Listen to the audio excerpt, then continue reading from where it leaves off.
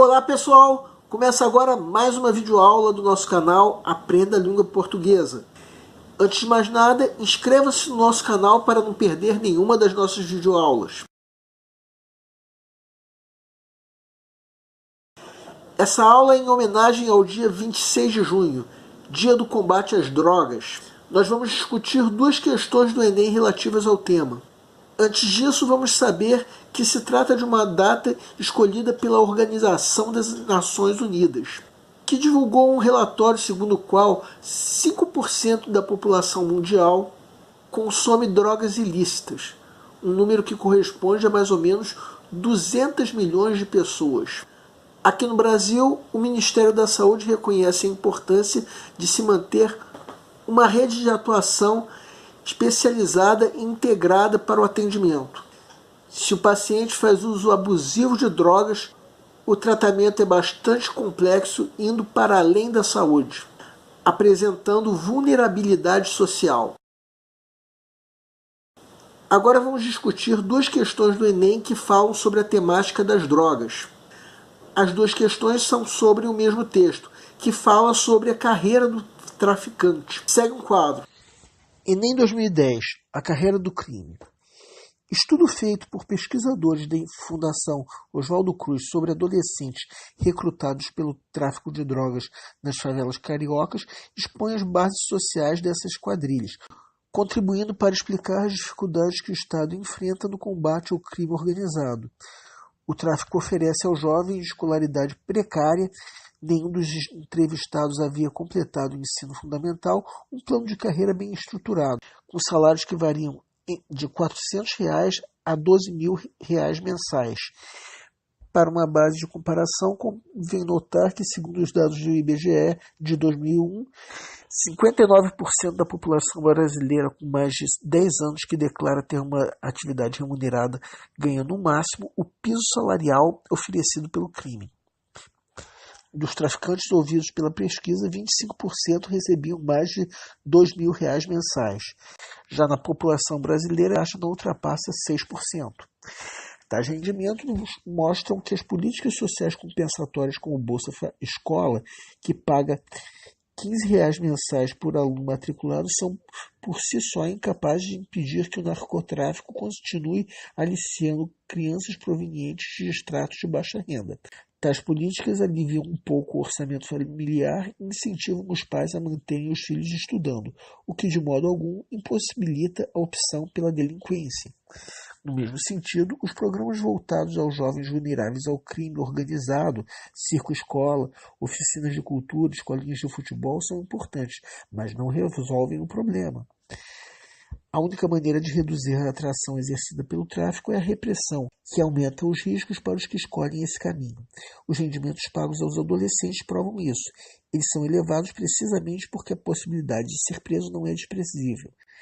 É preciso que o Executivo Federal e os estaduais desmontem as organizações paralelas erguidas pelas quadrilhas, para que a certeza de punição elimine o fascínio dos salários do crime.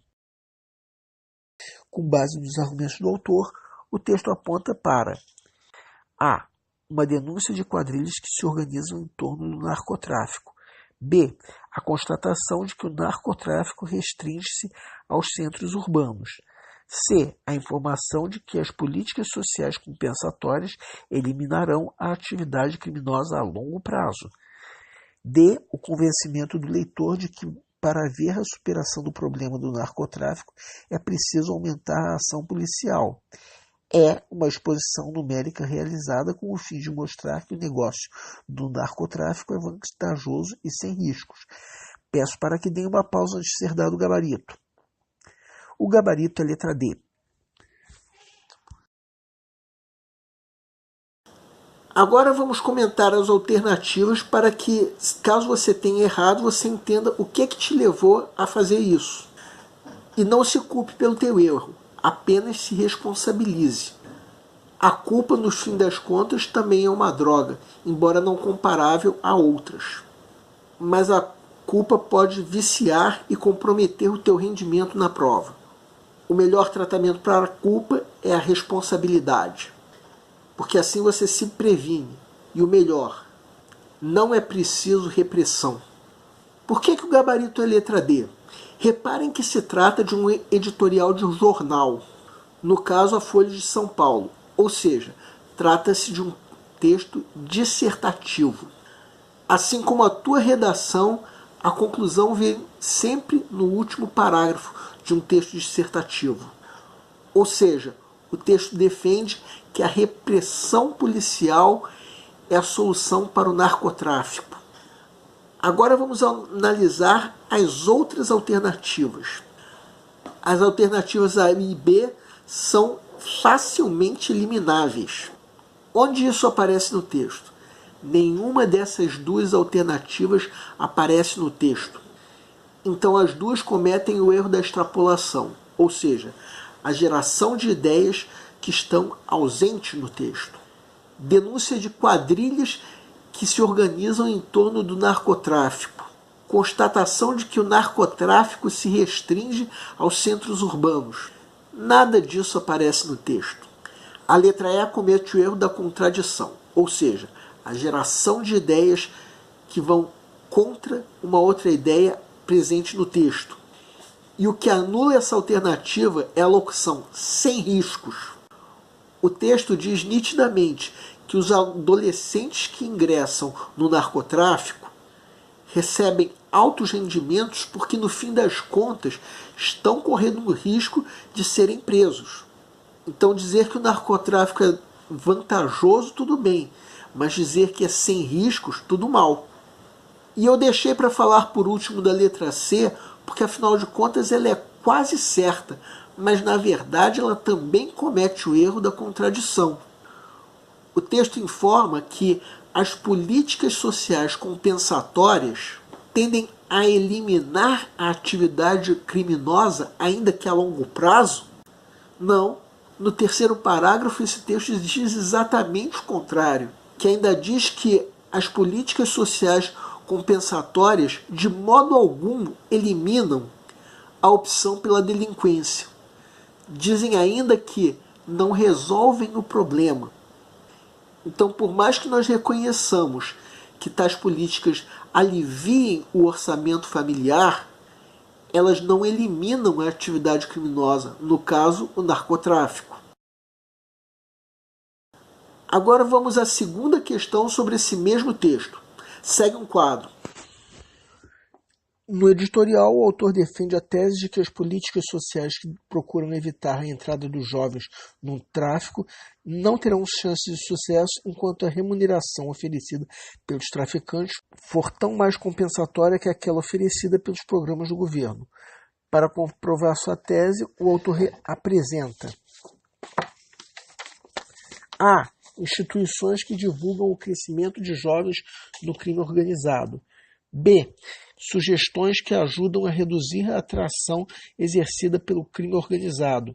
C. Políticas sociais que impedem o aliciamento de crianças no crime organizado. D. Pesquisadores que se preocupam com os jovens envolvidos no crime organizado. E. Números que comparam os valores pagos entre os programas de governo e o crime organizado.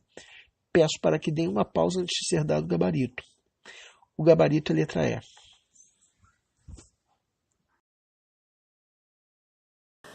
Mais uma vez, vamos analisar cada uma das alternativas, ajudando você, caso tenha errado, a entender por que você errou.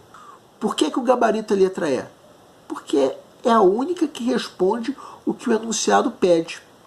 Qual argumento o autor usa para comprovar a tese de que as políticas para evitar a entrada de jovens no narcotráfico não terão sucesso se a remuneração oferecida pelos traficantes for tão maior do que aquelas oferecidas pelo governo? No caso, os planos do governo. No segundo parágrafo se coloca que os rendimentos oferecidos pelo narcotráfico variam entre 400 e 1.200 reais. No terceiro parágrafo, coloca-se que o Bolsa Escola paga 15 reais por aluno matriculado. São esses os argumentos que o texto usa para comprovar a tese em questão. No caso, esse gabarito que é a letra E. Agora vamos entender os erros das outras alternativas. É natural que você tenha pensado em marcar a letra B, que no fim das contas é quase certa. Mas prestem atenção, que sugestões são essas que, segundo o texto, ajudam a reduzir a atração pelo crime organizado? A repressão de que o texto fala no último parágrafo. Isso comprova a tese em questão de que as políticas sociais que procuram evitar a entrada dos jovens no narcotráfico não terão sucesso se a remuneração oferecida pelos traficantes for tão mais compensatória do que o que é oferecido pelos planos do governo? Não, isso não comprova a tese. Isso, na verdade, é uma proposta de intervenção que o texto faz e não tem relação direta com os programas do governo. A letra A comete o erro da redução, ou seja, se restringir a interpretação do texto a um único aspecto, quando, na verdade, a interpretação é muito maior. Que instituição é essa que divulga o crescimento dos jovens no crime organizado? A Fundação Oswaldo Cruz. Mas isso é apresentado como uma comprovação da tese de que o enunciado fala, de que as políticas sociais para evitar a entrada dos jovens no narcotráfico não terão sucesso se o narcotráfico pagar mais do que os programas sociais do governo? Não. O que o texto usa para comprovar essa tese é exatamente o que é dito no gabarito da letra E, não nessa alternativa A. A letra B comete o erro oposto à redução, no caso a extrapolação, que é a geração de ideias que estão ausentes no texto. Os pesquisadores de que essa alternativa fala são da Fundação Oswaldo Cruz. E você pode até concordar que esses pesquisadores estejam preocupados com os jovens envolvidos com o narcotráfico. Mas aí entra uma coisa. Onde está isso no texto? Simplesmente não está. Então, se você marcou essa alternativa, a nossa dica é que você se lembre de deixar que a opinião do autor prevaleça sobre a tua. E a letra C comete o erro da contradição, ou seja, a geração de uma ideia que vai contra uma outra ideia contida no texto.